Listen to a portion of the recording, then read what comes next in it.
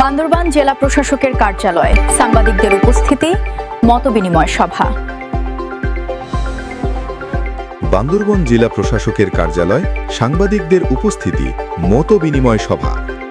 বান্দরবান থেকে আজিজের তথ্যচিত্রে দেখুন বিস্তারিত। বান্দরবানে নবাগত জেলা প্রশাসক ও জেলা ম্যাজিস্ট্রেট মোহাম্মদ সানিউল ফেরদৌসের সঙ্গে প্রিন্ট ও ইলেকট্রনিক মিডিয়ার সাংবাদিকদের মতবিনিময় সভা অনুষ্ঠিত হয়েছে। গত ২৯ মার্চ ২০২৬ জনপ্রশাসন মন্ত্রণালয়ের এক প্রজ্ঞাপনের মাধ্যমে শামীম আরা রিনির স্থলাভিষিক্ত হয়ে দায়িত্ব নেন তিনি। সভায় জেলার সার্বিক উন্নয়ন, প্রশাসনের স্বচ্ছতা এবং গণমাধ্যমের সঙ্গে সমন্বয় রেখে কাজ করার প্রত্যয় ব্যক্ত করেন জেলা প্রশাসক। সাংবাদিকদের সহযোগিতায় একটি জবাবদিহিমূলক প্রশাসন গড়ে তোলার আশাবাদ ব্যক্ত করেন নবাগত জেলা প্রশাসক। মোটামুটি দীর্ঘ সময় কাজ করা এইগুলো কাজের অভিজ্ঞতা।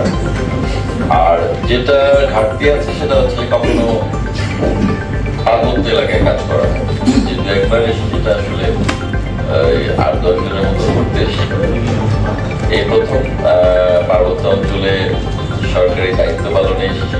আশা করছি যে আপনারা সেক্ষেত্রে আপনাদের দিক থেকে তথ্য দিয়ে অথবা পরামর্শ দিয়ে সহযোগিতা করবেন।